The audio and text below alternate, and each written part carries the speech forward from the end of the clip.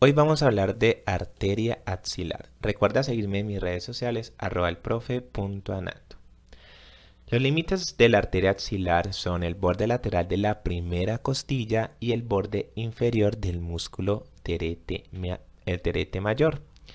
Recordemos que la axila la representamos a través de una pirámide, el cual vamos a tener un ápice o una punta por donde va a estar ingresando la arteria axilar.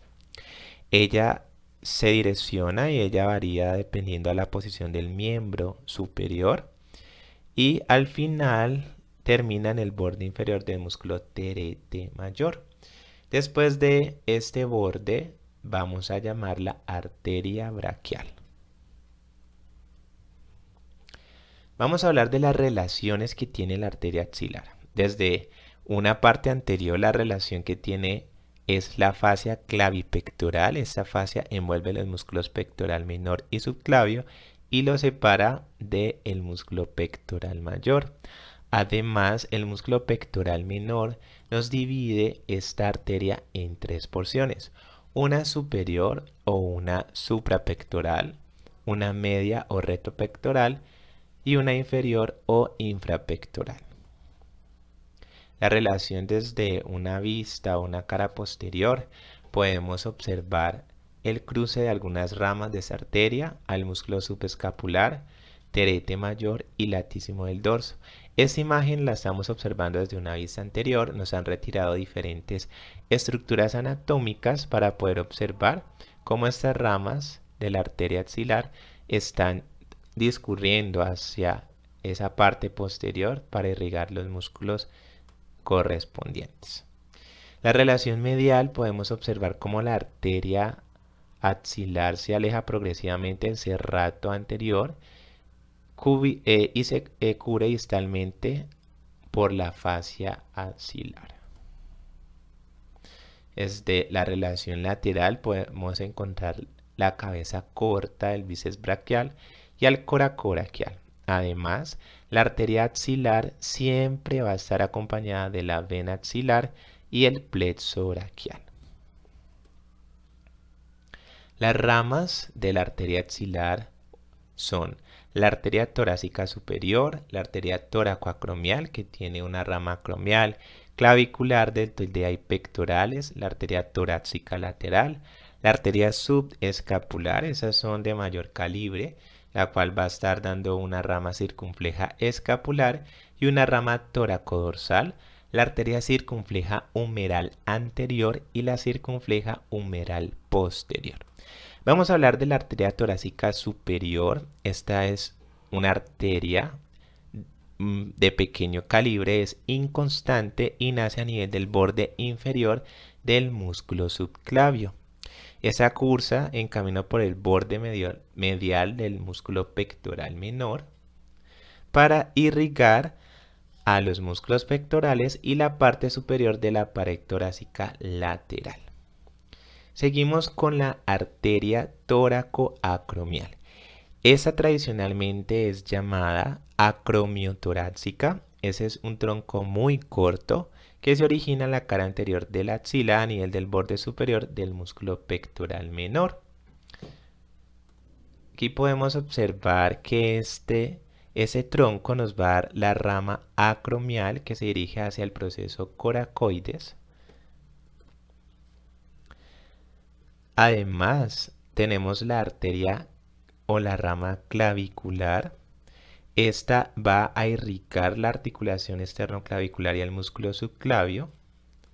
Tenemos la rama deltoidea. Esta va a terminar en el músculo deltoides y se va a anastomosar con ramas de la supraescapular y la circunfleja posterior. Y la pectoral, que va a irrigar directamente los músculos pectorales. Seguimos con la torácica lateral. Esta desciende por el borde inferior del pectoral menor y se distribuye en los músculos vecinos, proporcionando algunas ramas mamarias laterales para la mama. La arteria subescapular es la más gruesa de todas las ramas de la arteria axilar y se origina a nivel del borde inferior del músculo subescapular.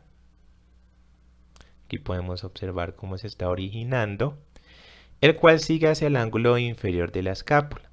Después de un corto trayecto, a unos 4 centímetros, nos va a dar las siguientes arterias. La arteria subescapular, que es la que nace de la arteria axilar específicamente, y nos va a dar la rama circunfleja escapular y la toracodorsal.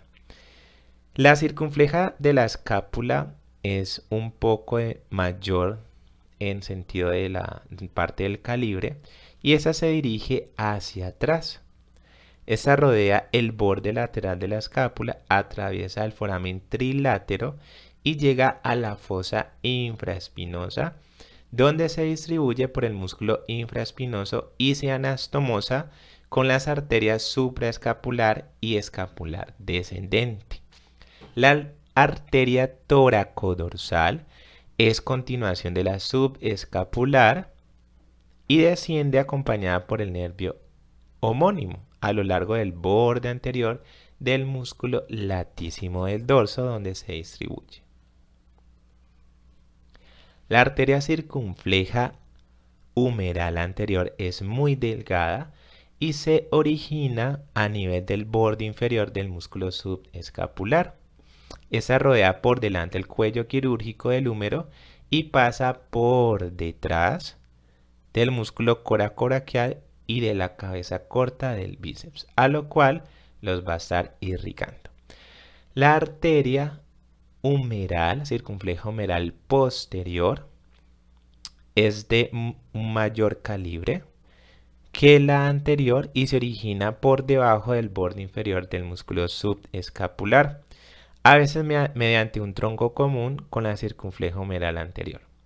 Se dirige hacia atrás en compañía del nervio axilar. Podemos observar cómo se dirige hacia atrás para distribuirse en los músculos vecinos, la articulación del húmero, y se anastomosa con la arteria circunfleja humeral anterior. Muchas gracias. Recuerda seguirme en mis redes sociales, @elprofe.anato, darle like y suscribirte a mi canal si no lo has hecho. Nos vemos en otra ocasión.